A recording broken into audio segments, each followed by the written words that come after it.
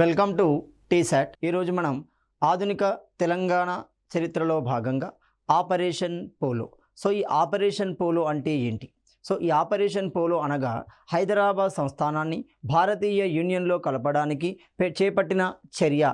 దానికి పెట్టిన పేరే ఆపరేషన్ పోలో. మరి ఇలాంటి ఆపరేషన్ పోలో ఏ కారణాల నేపథ్యంలో వచ్చింది, అది ఏ విధంగా నిర్వహించబడింది, క్రమంగా ఆ భారతీయ సైన్యం ఈ హైదరాబాద్ సంస్థానాన్ని ఏ విధంగా హస్తగతం చేసుకోవడం జరుగుతుంది, ఏ విధంగా హైదరాబాద్ సంస్థానంలోకి అది ప్రవేశించింది, ఆ అంశాలను గమనిస్తే 1948 సెప్టెంబర్ 13 అంటున్నాం. సెప్టెంబర్ 13 అనగానే సోమవారం అవుతుంది, సెప్టెంబర్ 17 అనగానే శుక్రవారం అవుతుంది. అంటే సెప్టెంబర్ 13 నుండి 17 మధ్య కొనసాగిన చర్యే ఆపరేషన్ పోలో. మరి ఆపరేషన్ పోలో రావడానికి ప్రధాన కారణాలు ఏంటి అంటే నిజాం ఉల్లంఘనలకు పాల్పడడం అవుతుంది.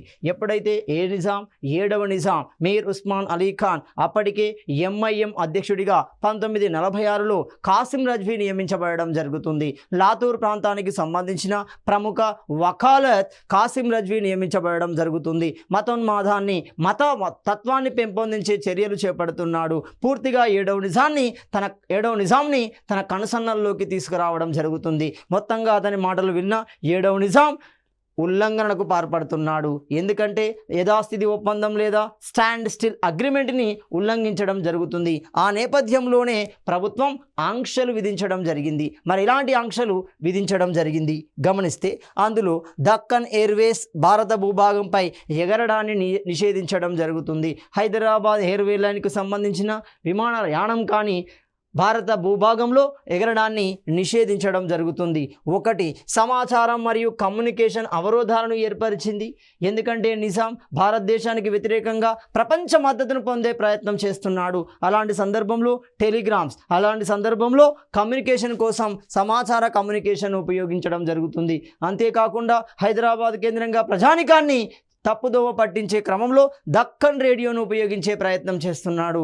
భారత ప్రభుత్వం సమాచార కమ్యూనికేషన్ అవరోధాలను సృష్టించడం జరుగుతుంది. హైదరాబాద్కి బదిలీ చేయబడే భారత ప్రభుత్వ సెక్యూరిటీల మీద పరిమితులు కూడా విధించడం జరుగుతుంది. ఇది మనం గమనిస్తే స్టాండ్ స్టిల్ అగ్రిమెంట్ ప్రకారం జరుగుతుంది. కానీ నిజాం ఏం చేశాడు? క్రమంగా 20 కోట్ల రూపాయలని ఎలాంటి షూరిటీ లేకుండా పాకిస్తాన్కు అందించడం జరుగుతుంది. ఇలాంటి విపరీతమైన చర్యలు వెళ్లకుండా, అంతేకాకుండా భారతదేశాన్ని ఎదిరించాలి అంటే కావలసిన ఆయుధ సామాగ్రి అనేది కావాలి, మందుగుండు సామాగ్రి అనేది కావాలి. దాన్ని సమీకరించడం కోసం భారీ ఎత్తున డబ్బు అనేది కావాలి. దీన్ని పక్కదారి పట్టించే అవకాశం ఉంటుంది. క్రమంగా నిజాంని ఆర్థికంగా ఇబ్బంది పెట్టే క్రమంలో భారత ప్రభుత్వ సెక్యూరిటీల మీద పరిమితులు విధించడం జరుగుతుంది. భారతీయ బ్యాంకింగ్ శాఖలని కూడా వెనక్కు తీసుకోవడం జరిగింది. హైదరాబాద్ రాజ్యం నుండి జరిగే బంగారం, వజ్రాల ఎగుమతులపై నిషేధం కూడా విధించడం జరుగుతుంది. క్రమంగా వ్యాపార వాణిజ్యాల మీద నిషేధం విధించడం ద్వారా ఆర్థికంగా 7వ నిజాంని ఇబ్బంది పెట్టే పరిస్థితులను క్రియేట్ చేస్తుంది. క్రమంగా నిజాం రాజ్యం నుండి సయోధ్య కోసం ప్రయత్నాలు కూడా చేసింది. ఇలాంటి ప్రయత్నాలు చేస్తూ 7వ నిజాంని ఒక దారిలోకి తెచ్చే ప్రయత్నం చేసింది. అంతేకాకుండా చివరి ప్రయత్నంగా 7వ నిజాంతోనే నేరుగా చర్చించడం కోసం ప్రతినిధి బృందాలను పంపుతుంది. అలా పంపించబడిన బృందాలలో ఒకరు కేఎం మున్షి అంటున్నాము.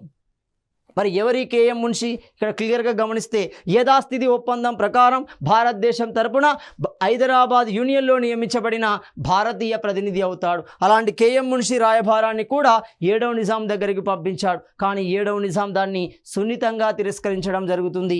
ఎందుకంటే ఆ పక్కన కాసిం రజ్వీ ఉన్నాడు. యుద్ధానికే సై అంటున్నారు తప్ప ఏ విధమైన సయోధ్యకు వారు వెళ్ళడం చేయదు. అలాంటి క్రమంలోనే విపి మీనన్ రాయభారాన్ని కూడా 2వసారి పంపిస్తాడు. దాన్ని కూడా తిరస్కరించడం జరుగుతుంది. ఈ సమయంలో సందిగ్ధంలో ఉన్న ప్రజానికాన్ని చైతన్యపరచడానికి ప్రజానికంలో సందిగ్ధం ఏర్పడింది. ఎందుకంటే 7వ నిజాం భారతీయ యూనియన్కు వ్యతిరేకమైన చర్యలు తీసుకుంటున్నారు. హైదరాబాద్ ప్రజలు ఏమనుకుంటున్నారు? దేశానికి స్వాతంత్రం వచ్చింది, మనకు కూడా స్వాతంత్రం రాబోతుంది, మనం భారతీయ భూభాగంలో విలీనం కాబోతున్నాము, స్వేచ్ఛా స్వాతంత్రాలు పొందబోతున్నామనే భ్రమలో ఉన్నారు. చూడండి, ఆనందం భ్రమ 2 కనబడతాయి. చూడండి, ఇక్కడ 7వ నిజాం ఏమంటున్నాడు? నేను ససేమిరా వెళ్ళడానికి సిద్ధంగా లేడు, అయితే యుద్ధమే చేయడానికి సిద్ధపడుతున్నాడు అంటున్నాడు. ఈ క్రమంలో కొంతమంది సందిగ్ధంలో ఉన్నారు ప్రజానికం.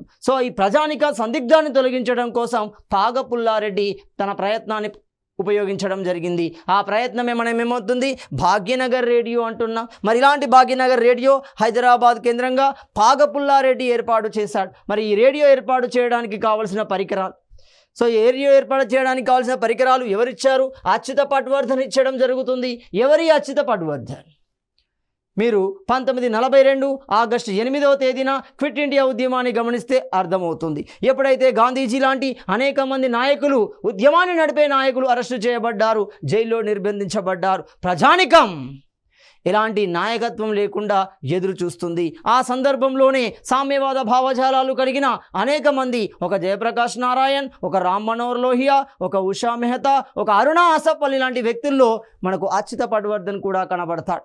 సో అలాంటి అచ్యుత పట్వర్ధన్ బొంబాయి కేంద్రంగా రేడియోలను ఏర్పాటు చేసి ప్రజానికాన్ని ఆనాడు జాతీయోద్యమంలో ప్రేరేపించాడు. కాబట్టి అతడే హైదరాబాద్ కేంద్రంగా భాగ్యనగర్ రేడియో ఏర్పాటు కావలసిన అన్ని పరికరాలు ఇవ్వడం జరుగుతుంది. ఇక్కడ 2 విషయాలు గమనించాలి. ఆపరేషన్ పోలో సందర్భంలో నిజాం రాజ్యంలో ఉన్న ప్రధాన రేడియోలు 2. ఒకటి ప్రభుత్వం తరపున అధికారిక రేడియో, దాన్ని దక్కన్ రేడియో అంటున్నాము, లేదా నిజాం రేడియో అంటున్నాం. అది ఖైరతాబాద్ కేంద్రంగా ఏర్పాటు చేయబడుతుంది. అలాంటి క్రమంలోనే పాగపుల్లారెడ్డి భాగ్యనగర్ పేరుతో హైదరాబాద్లో ఏర్పాటు చేయడం జరిగింది. దీని ద్వారా రేడియో ప్రసారాలను ప్రజానికానికి అందించే ప్రయత్నం చేశాడు. మన ఆనాటి హైదరాబాద్ ప్రజానికం ప్రధానంగా 2 భాషను కలిగి ఉంటుంది. సో మరాఠీ, కన్నడతో పాటుగా ప్రధానంగా ఏముంటాయి అంటే మెజారిటీ తెలుగు వారు ఉన్నారు, ఆ 2వ వర్గం ఉర్దూలో ఉండడం జరుగుతుంది. కాబట్టి 2 భాషలలో ప్రసారాలు చేయడం జరిగింది. అందులో మొట్టమొదటి గమనిస్తే రేడియో ప్రసారాలను తెలుగులో చేసిన వ్యక్తి ఎవరు? రామకృష్ణ శర్మ అంటున్నాం. సో తెలుగు ద్వారా తెలుగు ప్రసంగాలను ప్రజానికానికి అందించడం జరుగుతుంది. ఎలాంటి ప్రసంగాలు ఇచ్చాడు? త్వరలోనే స్వేచ్ఛా స్వాతంత్రాలు రాబోతున్నాయి.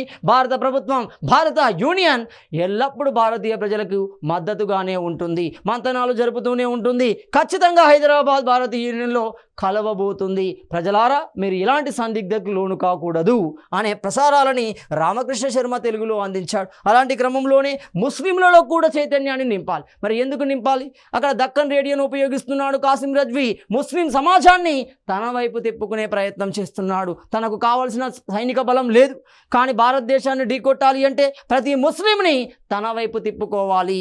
ముస్లిం మతపరమైన రాజ్యం ఏర్పాటు చేయబడుతుంది. ఒకానొకప్పుడు ఢిల్లీ, ఒకానొకప్పుడు మొఘల్ లాంటి మతపరమైన ఇస్లాం ఆధిపత్యం కలిగిన రాజ్యం ఏర్పాటు చేయబడుతుంది అని ముస్లింలని చైతన్యపరుస్తూ తన సైన్యంలో చేర్చుకునే ప్రయత్నం చేస్తున్నాడు. కాబట్టి అలాంటి ముస్లిం వర్గాన్ని తప్పుదోవ పట్టించకుండా ఏం చేశాడు? టి నాగప్ప తన ప్రసారాల ద్వారా ముస్లిం సమాజాన్ని కూడా ఆపగలిగాడు. సో ఇలాంటి ప్రసారాల ద్వారా ప్రజా చైతన్యం అనేది నింపబడుతుంది. 1948లో వినాయక విద్యాలంకార్ అంటాం. సో ఇతన్నే వినాయకరావు విద్యాలంకార్ అంటున్నాం. సో ఈ వినాయకరావు విద్యాలంకార్ ఏం చేశాడు? లాయర్ల నిరసన సమితిని ఏర్పాటు చేయడం జరుగుతుంది. బారిస్టర్స్ అంటున్నాం, వకాలత్ అంటున్నాం, అంటే న్యాయవాదులే. సో అలాంటి లాయర్ల నిరసన సమితిని ఏర్పాటు చేసి ప్రభుత్వంపై ఒత్తిడి తెచ్చే ప్రయత్నం చేయడం జరుగుతుంది. అనేక మెమోరాండాలు 7వ నిజాంకు సమర్పించడం జరుగుతుంది. మీరు ఖచ్చితంగా ఒప్పుకోండి, హైదరాబాద్ రాజ్యాన్ని భారతీయ యూనియన్లో అలా అనేక రకాల మెమోరాండాలని, కరపత్రాలను కూడా పంచడం జరిగింది. వినాయకరావు విద్యాలంకార్ అధ్యక్షతన ఏర్పడిన కమిటీ అంటున్నాం. అలాంటి క్రమంలోనే ఇస్లాం వర్గానికి సంబంధించిన బాకర్ అలీ మిర్జా అంటున్నాం. సో ఈ బాకర్ అలీ మిర్జా ఏం చేశాడు? నాయకత్వంలో ముస్లిం నాయకులు హైదరాబాద్ భారతీయ యూనియన్లో కలవాలని నిజాంకు విజ్ఞాపన పత్రాలను అందించడం జరుగుతుంది. అంటే ఆనాటి ముస్లిం సమాజం కూడా కోరుకుంటుంది భారతీయ సమాజంలో కలవాలి అని. సో అలాంటి సమాజాన్ని, అలాంటి ముస్లిం సమాజాన్ని ఏకం చేస్తూ వారి తరపున విజ్ఞాపన పత్రాన్ని 7వ నిజాంకు అందించడం జరుగుతుంది.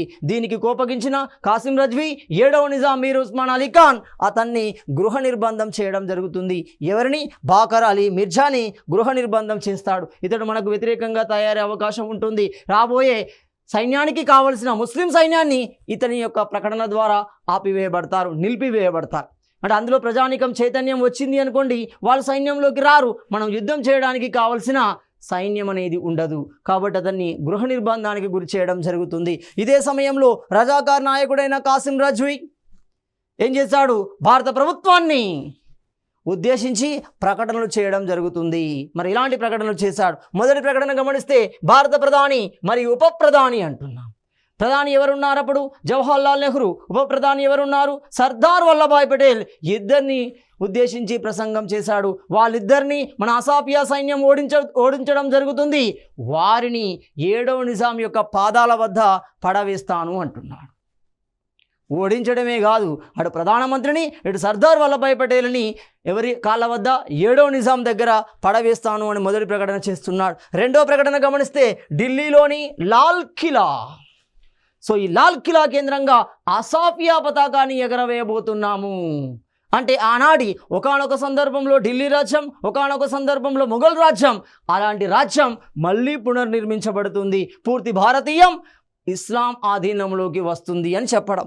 సో ఢిల్లీలోని లాల్ కిలా మీద అసాఫియా పతాకం ఎగరవేయబడుతుంది అని చెప్తున్నాడు. అంటే మొత్తంగా ఏం చేస్తున్నాడు? భారతదేశాన్ని కిల్లి కజ్జ చేసే ప్రయత్నం చేయడం జరుగుతుంది. అంటే యుద్ధానికి సిద్ధం చేస్తున్నాడు. సింపుల్గా రెచ్చగొట్టే ప్రయత్నం చేస్తున్నాడు. కానీ సర్దార్ వల్లభాయ్ పటేల్ చాలా శాంతియుతంగా నిర్ణయాలు తీసుకున్నాడు. మొత్తంగా తాపలేక ఈ సర్దార్ వల్లభాయ్ పటేల్ తనదైన ప్రకటన చేయడం జరుగుతుంది. ఏమని ప్రకటన చేస్తాడు? చాలా చాకచక్యంగా ప్రకటన చేస్తాడు. చూడండి ఆ ప్రకటన గమనిస్తే, సర్దార్ వల్లభాయ్ పటేల్ భారత్ అనే శరీరంలో హైదరాబాద్ ఒక అల్సర్ పుండు లేదా క్యాన్సర్ పుండు అంటున్నాం. క్యాన్సర్ పుండుకుండే లక్షణం ఏంటిది? అది శరీరంలో ఉండడం ద్వారా కాలక్రమంలో పూర్తి శరీరాన్ని అది నాశనం చేస్తుంది. కాబట్టి హైదరాబాద్ భారతదేశంలో విడిగా ఉన్నంత కాలం భారతదేశానికి థ్రెట్టే. కాబట్టి దాన్ని తొలగించాలి, మీన్స్ దాన్ని భారతీయ సమాజంలో కలపాలి అన్నాడు. చూడండి చాకచక్యంగా స్టేట్మెంట్ ఇస్తాడు. చూడండి అంటే క్లియర్గా భారత్ అనే శరీరంలో హైదరాబాద్ ఒక అల్సర్ లేదా క్యాన్సర్ పుండు అంటున్నాం. దీనిని వెంటనే తీసివేయాలి, లేకపోతే మొత్తం శరీరమే నాశనం అవుతుంది అంటున్నాడు. అంటే సర్దార్ వల్లభాయ్ పటేల్ దృష్టిలో క్లియర్ కట్గా ఉంది. హైదరాబాద్ సంస్థానం కలపబోతుంది, నిర్ణయం తీసుకోబడింది అనేది క్లారిటీ వచ్చింది. సో సర్దార్ వల్లభాయ్ పటేల్ ఇక నెక్స్ట్ స్టెప్లోకి వెళ్ళిపోతున్నాడు. హైదరాబాద్ సంస్థానాన్ని ఏ విధంగా ఆక్రమించాలి, దానికి కావలసిన ప్లానింగ్ని గీయమని పిలుస్తున్నాను. ఎప్పుడు? 1948 సెప్టెంబర్ 9న భారత ప్రభుత్వం హైదరాబాద్ ప్రాంతంపై సైనిక చర్యకు నిర్ణయం తీసుకోవడం జరుగుతుంది. ఎప్పుడైతే సర్దార్ వల్లభాయ్ పటేల్ నోటి నుండి ఆ స్టేట్మెంట్ వచ్చిందో, క్రమంగా హైదరాబాద్ సంస్థానాన్ని ఆక్రమించడం కోసం, భారతీయ యూనియన్లో కలపడం కోసం ఒక పథకాన్ని రూపొందించే పనిలో పడడం జరుగుతుంది. ఇదే సమయంలో 7వ నిజాం తన మద్దతు కోసం ప్రపంచ దేశాల మద్దతును కోరడం జరుగుతుంది. అంటే భారత ప్రభుత్వం తమను ఆక్రమించడానికి ప్రయత్నిస్తుంది, ప్రపంచ దేశాల అధికారులారా మాకు మీరు సహాయం చేయండి అని మద్దతు కోరడం జరుగుతుంది. మరి ఎవరిని కోరాడు గమనిస్తే, ఆనాటి కాలానికి బ్రిటన్ చక్రవర్తి 6వ జార్జ్ ఉన్నాడు, అతని యొక్క మద్దతు కోరాడు. బ్రిటన్ ప్రధానమంత్రి కెమెన్ డట్లీ ఉన్నాడు, అతని మద్దతు కోరాడు. బ్రిటన్ ప్రతిపక్ష నాయకుడు విన్స్టన్ చర్చిల్ ఉన్నాడు, అతని మద్దతు కోరాడు. అమెరికా అధ్యక్షుడు ట్రూమన్ ఉన్నాడు, ట్రూమన్ మద్దతు కోరడం జరుగుతుంది. కానీ ఇందులో ఎవరు పూర్తి స్థాయి మద్దతు ఇవ్వలేదు.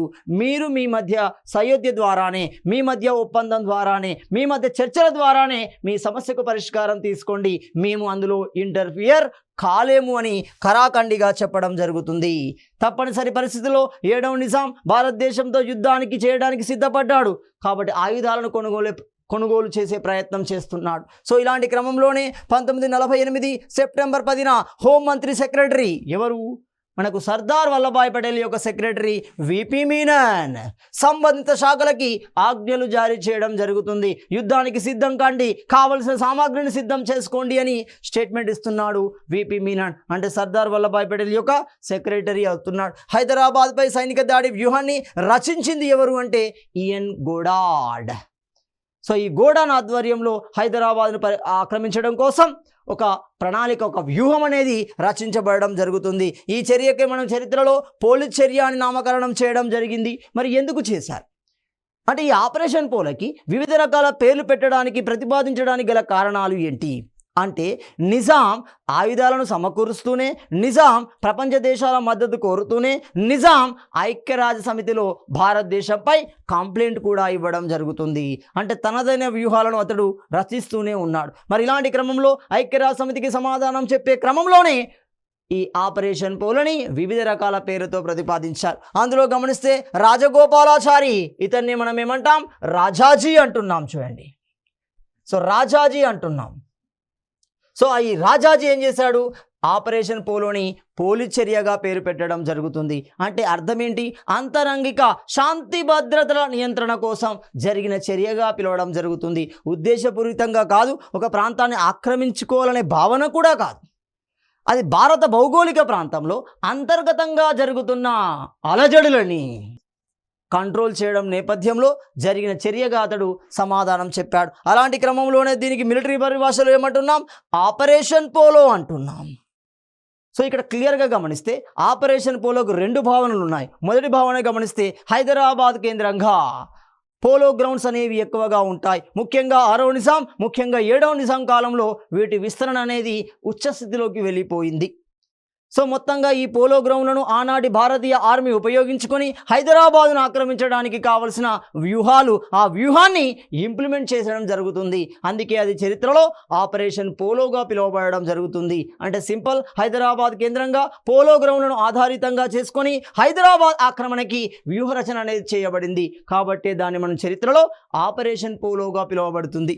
అదే క్రమంలో ఇతర పేర్లను కనుక గమనిస్తే ఆపరేషన్ పోలోకున్న మొట్టమొదటి పేరు ఆపరేషన్ పోలో, రెండో పేరు ఆపరేషన్ పోలీస్ యాక్షన్ అంటున్నా.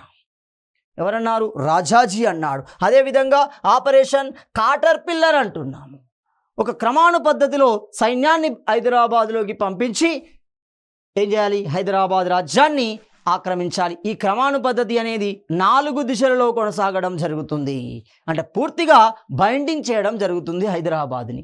అదేవిధంగా ఆపరేషన్ కబడ్డీ అంటున్నాం. కబడ్డీ ఆటలో ఒక రైడర్ని పట్టుకోవడానికి ఆ ఆటగాళ్ళు ఉపయోగించే వ్యూహం కనబడుతుంది చూడండి. సో దాన్ని మనము ఆపరేషన్ కబడ్డీ అంటున్నాం. సో ఆపరేషన్ కబడ్డీ విధానంలో ఉపయోగించే వ్యూహం ఈ హైదరాబాద్ ఆక్రమణలో ఉపయోగించబడడం జరుగుతుంది. Operation kabaddi, operation Truman document అంటున్నాం. ఏంటి ట్రూమన్? ఎవరితడు? అమెరికా అధ్యక్షుడు. ఒకానొక సందర్భంలో అమెరికా కూడా కొరియా కేంద్రంగా జరిగిన విప్లవ భావాలని అణచివేయడానికి దాడి చేసింది. దాన్ని అమెరికాలో కలుపుకోవడం జరుగుతుంది. ఇలాంటి చర్య ఇక్కడ జరుగుతుంది చూడండి. సో క్లియర్గా ఆపరేషన్ ట్రూమన్ డాక్యుమెంట్ అంటున్నాం. ఆధారాన్ని చూపిస్తున్నాడా? ఎవరికి? ఐక్యరాజ్య సమితికి. సో ఆపరేషన్ గోడార్డ్ ప్లాన్ అంటున్నాం. సో ఈ గోడార్డ్ ఎవరు? ఈఎన్ గోడార్డ్ హైదరాబాద్ను ఆక్రమించడానికి కావలసిన వ్యూహాన్ని రచించడం జరుగుతుంది. మరి ఈ వ్యూహం యొక్క ఉద్దేశాలు ఏంటి? ఈ వ్యూహం ప్రకారం 2 మేజర్ గ్రూపులు, 2 మైనర్ గ్రూపులు ఏర్పడతాయి. 2 పెద్ద ట్రూపులు, 2 చిన్న ట్రూపులు, మొత్తంగా 4 వలయాలుగా, 4 మార్గాలుగా సైన్యం అనేది రూపొందించబడి హైదరాబాద్లోకి ఎంటర్ అవుతుంది. హైదరాబాద్ని హస్తగతం చేసుకోవడమే ఆపరేషన్ గోడార్డ్ యొక్క ప్లాన్ అవుతుంది. అలాంటి క్రమంలోనే లెఫ్టినెంట్ జనరల్ మహారాజ్ రాజేంద్ర సింగ్ సైన్యాన్ని 4 యూనిట్లుగా విభజించారు. 4 యూనిట్లుగా విభజించి 4 మార్గాల ద్వారా హైదరాబాద్లోకి పంపడం జరుగుతుంది. అందులో మొదటి యూనిట్ ఎక్కడ ఉంది గమనిస్తే సోలాపూర్ కేంద్రంగా ఉండడం జరుగుతుంది. మరి సోలాపూర్కు అధిపతి ఎవరు? జయంత్ చౌదరి అంటున్నాం. సోలాపూర్ జయంతోనాథ్ చౌదరి బెంగాల్ ప్రాంతానికి సంబంధించిన వ్యక్తి. విజయవాడ ప్రాంతానికి గమనిస్తే ఏ రుద్ర అంటున్నాం. ఏ రుద్ర విజయవాడ ప్రాంతానికి ఉండడం జరుగుతుంది. బేరా లేదా హోస్పేట్. సో హోస్పేట్కి అధిపతి ఎవరు? శివదత్ సింగ్ అంటున్నాం. బొంబాయికి అధిపతి ఎవరు? డిఎస్ దర్ అంటున్నాం. ఇలా 4 ట్రూపులుగా విభజించబడి హైదరాబాద్లోకి అవి ఎంటర్ కావడం జరుగుతుంది. మరి ఇలాంటి సందర్భంలోనే వాయు మార్గం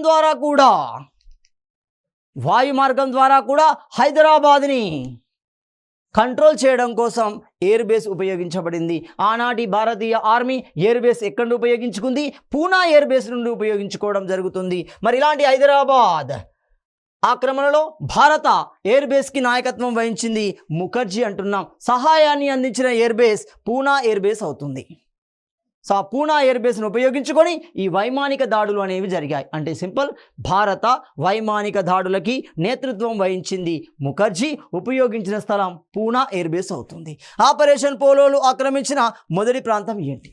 క్రమంగా సైన్యాలు హైదరాబాద్లోకి ప్రవేశిస్తున్నాయి. అలాంటి క్రమంలోనే మొదటి ప్రాంతం నల్దుర్గ్ అవుతుంది. ఎక్కడ మరాఠా ప్రాంతంలోని నల్దుర్గ్ అవుతుంది, ఎంటర్ అవుతున్నాయి. మరి ఈ నల్దుర్గ్ ప్రాంతాన్ని సైన్యంలో ఎవరి నేతృత్వంలో అది ఆక్రమించబడింది గమనిస్తే లెఫ్టినెంట్ కల్నల్ రామ్ సింగ్ నాయకత్వంలో నల్దుర్గ్ ప్రాంతానికి వెళ్ళాయి. నల్దుర్గ్ ప్రాంతాన్ని హస్తగతం చేసుకోవడం జరుగుతుంది. క్రమంగా హైదరాబాదులోకి వెళ్ళే మార్గాన్ని అవి నిర్మించుకున్నాయి.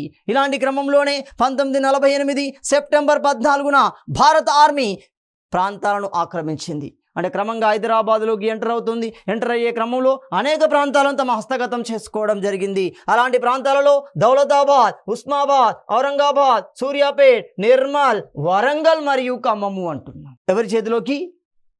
భారత ఆర్మీ చేతిలోకి సెప్టెంబర్ 14 నాటికి వెళ్ళాయి. సెప్టెంబర్ 17న భారత ఆర్మీ మహారాష్ట్రలోని లాతూర్, ఔరంగాబాదులపై బాంబుల వర్షాన్ని కురిపించాయి. ఎందుకు అంటే ఈ లాతూర్ ప్రాంతం ఎవరిది?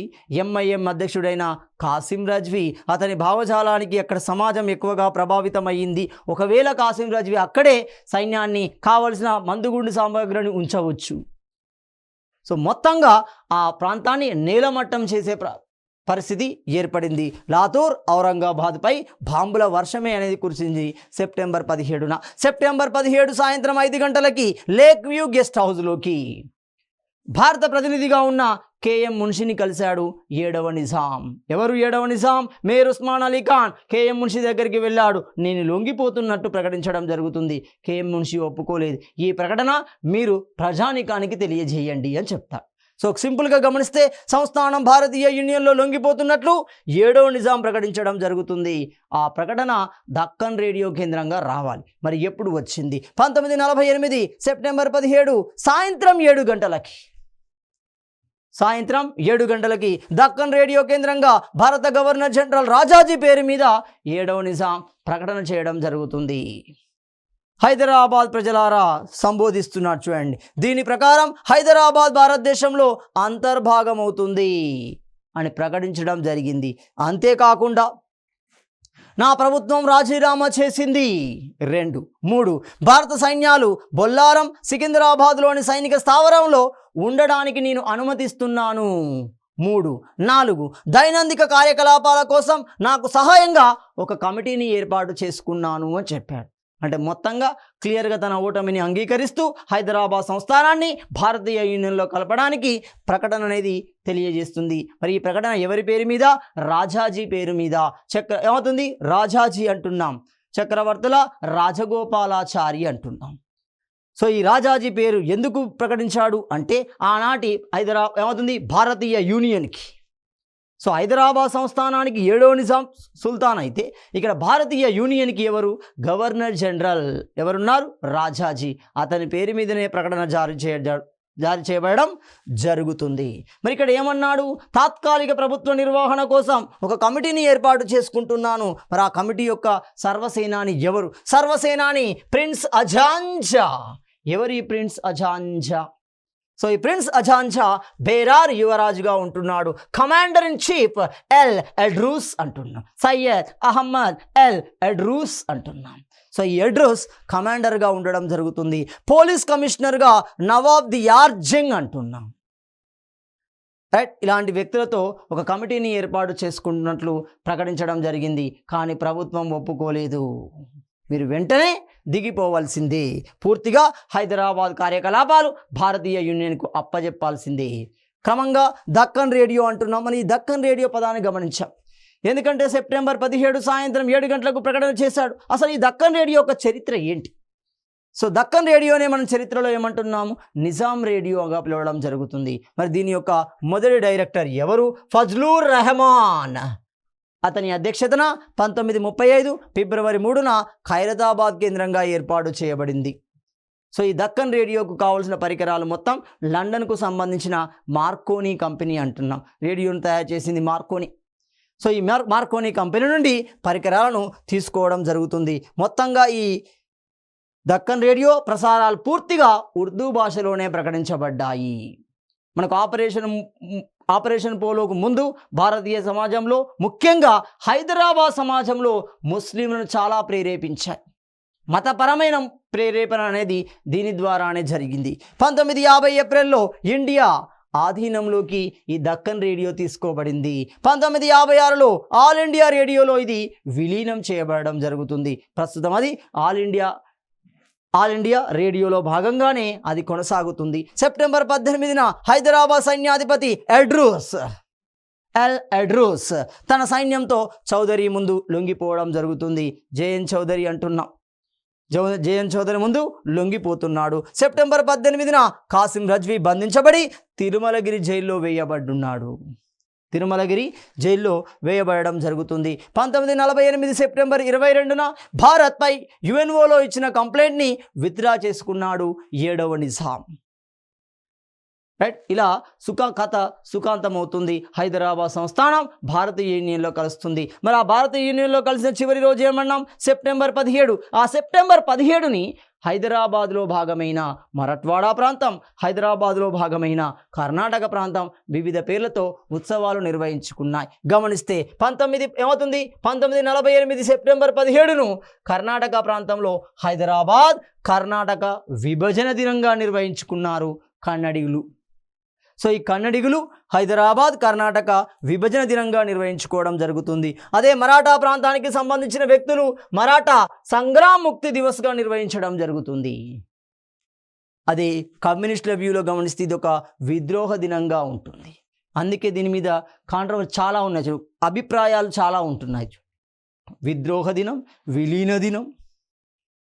సో మనకి ఇక్కడ కమ్యూనిస్టుల ప్రభావం ప్రకారం అంటే కమ్యూనిస్టుల భావన ప్రకారం ఈ సెప్టెంబర్ 17 విద్రోహ దినంగా పిలవడం జరుగుతుంది. సో ఇలా ఈ విధంగా వివిధ రకాల కార్యక్రమాలు నిర్వహించుకున్నారు. సెప్టెంబర్ 17న లాయక్ అలీ తన ప్రధాని పదవికి రాజీనామా చేశాడు. తన ప్రభుత్వాన్ని కూడా రద్దు చేయడం జరిగింది. సెప్టెంబర్ 18న స్వామి రామానంద తీర్థ జైలు నుండి విడుదల చేయబడడం జరుగుతుంది. ఆపరేషన్ పోలో చర్యలు గమనిస్తే అంటే మొత్తంగా 2 ప్రాంతాల మధ్య యుద్ధ వాతావరణం యుద్ధం సంభవించింది. మరి ఇలాంటి యుద్ధాలలో గాయాలు ఎంతమంది అయ్యాయి, ఎంతమంది మరణించారు గమనిస్తే భారత సైనికులు దాదాపుగా 36 మంది మరణించారు. భారత సైనికులు 36 మంది మరణిస్తే నిజాం సైనికులు 807. ఇందులో నిజాం సైన్యం ఉంది, రజాకార్ సైన్యం ఉంటుంది. ఇద్దరు కలిసి దాదాపుగా 800కు పైగా మరణించడం జరుగుతుంది. గాయాల పాలు దాదాపు 97 మంది భారతీయ సైనికులు గాయం కాగా 1000కి పైగా నిజాం రజాకారులు గాయాల పాలు కావడం జరుగుతుంది. సో మరి ఇలాంటి సందర్భంలోనే ఆపరేషన్ పోలో చర్య సందర్భంలో భారతీయ యూనియన్ యొక్క సమాచారం ఏ విధంగా ఉంది, అక్కడ పొజిషన్స్ ఏ విధంగా ఉన్నాయి, ఇక్కడ ఎగ్జామినర్ పికప్ చేసే అవకాశం ఉంటుంది. ఉన్నత స్థాయి పొజిషన్ అయిన గవర్నర్ జనరల్ నుండి జేఎన్ చౌదరి వరకు తీసుకొని రావాలి. సో గమనిస్తే ఇక్కడ governor general of India C Rajagopalachari అంటున్నాం. ప్రధాని ఎవరు? జవహర్లాల్ నెహ్రూ ఉంటున్నాడు. ఉప ప్రధాని హోమ్ మినిస్టర్ సర్దార్ వల్లభాయ్ పటేల్ ఉండడం జరుగుతుంది. వల్లభాయ్ పటేల్ యొక్క సెక్రటరీ విపి మీనన్ ఉండడం జరుగుతుంది. రక్షణ శాఖ మంత్రిగా బల్దేవ్ సింగ్ ఉండడం జరుగుతుంది. కమాండర్ ఇన్ చీఫ్గా రాయ్ బ్యూచర్ ఉండడం జరుగుతుంది. సౌత్ ఇండియా ఆర్మీ చీఫ్గా ఈఎన్ గోడార్డ్ ఉండడం జరుగుతుంది. లెఫ్టినెంట్ జనరల్గా రాజేంద్ర సింహాద్రి జడేజా ఉండడం జరుగుతుంది. హైదరాబాద్ ఆర్మీ జనరల్గా జయంతోనాథ్ చౌదరి ఉండడం జరుగుతుంది. మరి ఇలాంటి సందర్భంలో నిజాంకు సంబంధించిన సమాచారం ఏంటి, హైదరాబాద్ సంస్థానానికి సంబంధించిన సమాచారం ఏంటి గమనిస్తే సుల్తాన్గా ఉంటున్నాడు. ఆ కాలంలో హైదరాబాద్ పరిపాలకుడుగా ఉన్నాడు ఎవరు? 7వ నిజాం మీర్ ఉస్మాన్ అలీ ఖాన్ అంటున్నాడు. అదేవిధంగా కమాండర్ ఇన్ చీఫ్గా ఉంటున్నాడు, సర్వసేనాధిపతిగా ఉంటున్నాడు ఎవరు? సయ్యద్ అహ్మద్ ఎల్ ఎడ్రూస్ అంటున్నాడు. ఇతడే సర్వసేనాధిగా ఉండడం జరుగుతుంది. ప్రధానిగా ఉంటున్నాడు దివాన్ లేదా ప్రధాని అంటున్నాం. ఎవరతడు? లాయక్ అలీ ఉండడం జరుగుతుంది. ఉప ప్రధానిగా ఉంటున్నాడు వెంకట్రావు ఉండడం జరిగింది. డిప్యూటీ ముఖ్యమంత్రిగా ఉంటున్నాడు బివి రామిరెడ్డి ఉండడం జరిగింది. మరి రజాకారుల నాయకుడిగా ఉంటున్నాడు కాసిం రజ్వీ ఉండడం జరిగింది. హైదరాబాద్ పోలీస్ కమిషనర్గా దీన్యార్ జంగ్ ఉండడం జరిగింది. సో ఇలా మనకి ఆపరేషన్ పోలో జరిగిన సందర్భంలో ఇటు హైదరాబాద్కు సంబంధించిన సమాచారం, ఇటు భారతీయ యూనియన్కు సంబంధించిన సమాచారం మనకు కనబడుతుంది. అంటే మొత్తంగా హైదరాబాద్ సంస్థానం ఆపరేషన్ పోలో చర్య ద్వారా భారతీయ యూనియన్లో పార్ట్ బి రాష్ట్రంగా కలపబడడం జరుగుతుంది. ఇక్కడ విషయం బాగా గమనించాలి. మనకు మౌంట్ బాటన్ పథకాన్ని గమనిస్తే part A, part B, part C, part డీలు అనేవి స్పష్టంగా కనబడతాయి. ఇంకా గమనిస్తే మంత్రిత్రయ భారంలో కూడా కనబడతాయి చూడండి. సో ఈ పార్ట్ బిలోకి మనకు హైదరాబాద్ని తీసుకెళ్లడం జరుగుతుంది. ఎప్పుడైతే మనకు ఎస్ఆర్సి ఏర్పాటు చేయబడిందో, ఫజల్ అలీ కమిషన్ ఏర్పాటు చేయబడిందో, ఈ పార్ట్ బిల్ అనే ప్రస్థానంలోకి రాష్ట్రాల ప్రస్థానం అనేది రావడం జరుగుతుంది. సో 1948 సెప్టెంబర్ 24 నుండి 1949 మధ్య అంటున్నాం. అంటే మొత్తంగా ఆపరేషన్ పోలో చర్య ద్వారా హైదరాబాద్ సంస్థానం భారతీయ యూనియన్లో విలీనమవుతుంది. ఇది క్లియర్. మరి ఆ తర్వాత జరిగిన పరిణామాలు ఏంటి, ఏ విధంగా ప్రజానికానికి కావాల్సిన పరిపాలన అందించగలిగారు అంటే 1948 నుండి 1952 మధ్య ఎలాంటి పరిపాలన ఎవరి నేతృత్వంలో జరిగింది గమనిస్తే 1948 సెప్టెంబర్ 24 నుండి 1949 డిసెంబర్ 31 మధ్య ఎవరు అధికారిగా ఉన్నాడు, ఒక ఆర్మీ అధికారిగా ఉండడం జరుగుతుంది. అందుకే దీన్ని మిలిటరీ పరిపాలన అంటున్నాము. మరి ఆ మిలిటరీ పరిపాలనకు అధ్యక్షుడు ఎవరు గమనిస్తే జయంతోనాథ్ చౌదరి అంటున్నాం. జయన్ చౌదరి అంటున్నాం. ఎవరు, బెంగాలీ ప్రాంతానికి సంబంధించిన వ్యక్తి జయంతోనాథ్ చౌదరి అంటున్నాం. సో ఇతని కార్యనిర్వాహక మండలి మనకి సెప్టెంబర్ 24న ఏర్పాటు చేయబడింది. అప్పటి నుండి తన పరిపాలనా ప్రస్థానం ప్రారంభించబడుతుంది. మరి కార్యనిర్వాహక మండలిని కనుక గమనిస్తే అందులో మిలిటరీ గవర్నర్గా ఉన్న వ్యక్తి జయన్ చౌదరి అంటున్నాం. అదేవిధంగా చీఫ్ సివిల్ అడ్మినిస్ట్రేటర్గా ఉన్న వ్యక్తి డిఎస్ బాక్లే అంటున్నాం. అడిషనల్ చీఫ్ సివిల్ అడ్మినిస్ట్రేటర్గా ఉన్న వ్యక్తి డిఆర్ ప్రధాన్ అంటున్నాం. సో ఇలా మనకి కార్యనిర్వాహక వర్గం అనేది ఏర్పాటు చేయబడింది. మరి ఇతని కాలంలో తీసుకున్న ప్రముఖమైన నిర్ణయాలు ఏంటి గమనిస్తే 1949 ఫిబ్రవరి 6వ తేదీన జయన్ చౌదరి ఒక ఫర్మానాను రిలీజ్ చేయడం జరుగుతుంది. ఈ ఫర్మానా చాలా ఇంపార్టెంట్. సో ఈ ఫర్మానా ప్రకారం జరిగిన పరిణామం ఏంటి, హోలీ సిక్కా నాణెం అనేది రద్దు చేయబడింది. ఏంటి హోలీ సిక్కా, హోలీ అంటే పవిత్రమైన, సిక్కా అంటే నాణ్యం. ఎప్పుడైతే 1857 తిరుగుబాటు జరిగిందో, మొదటి సాలార్ జంగ్ బ్రిటిష్ వారి సహాయంతో 1858 నుండి హోలీ సిక్కాను వెలుగులోకి తీసుకొస్తాడు, ప్రవేశపెట్టడం జరుగుతుంది. 1949 ఆగస్టులో హైదరాబాద్ రాష్ట్ర జాగీర్దారీ రద్దు రెగ్యులేషన్ చట్టం చేయబడుతుంది. ఎవరి కాలంలో, జయన్ చౌదరి కాలంలో. ఎప్పటి వరకు ఉన్నాడు అతడు, డిసెంబర్ 31 వరకు ఉంటాడు చూడండి. 1949 అక్టోబర్లో ఇతని యొక్క దురాగతాలపైన ప్రభుత్వం యొక్క నిర్ణయాలని అతను అమలు చేశాడు, సొంత నిర్ణయాలు తీసుకోలేదు.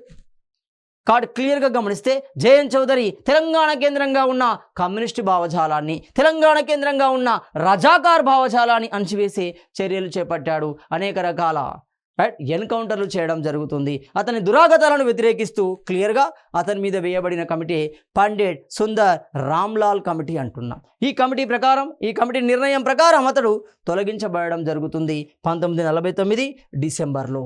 అదేవిధంగా ఆ తర్వాత ప్రభుత్వానికి వచ్చింది, ప్రభుత్వ అధికారిగా నియమించబడిన వ్యక్తి ఒక ఐసిఎస్ ఆఫీసర్. అందుకే ఈ ప్రభుత్వ కాలాన్ని మనం పౌర ప్రభుత్వము అంటున్నాం. ఎవరి ఆధ్వర్యంలో, ఎంకే వెల్లోడి ఆధ్వర్యంలో 1950 జనవరి నుండి 1952 మార్చి వరకు ఇది కొనసాగడం జరుగుతుంది. ఆ క్రమంగా మనకి ప్రజాప్రభుత్వం ఏర్పడి బూర్గుల రామకృష్ణ ఆధ్వర్యంలో మొదటి ప్రజాప్రభుత్వం మనకి హైదరాబాద్ కేంద్రంగా కొలువుదీరడం జరుగుతుంది. ఇలా ఆపరేషన్ పోలో అనే ఒక చర్య ద్వారా హైదరాబాద్ సంస్థానం భారతీయ యూనియన్లో విలీనం చేయబడడం జరుగుతుంది. తదుపరి అంశాన్ని మనము తదుపరి వీడియోలో చర్చించుకుందాం.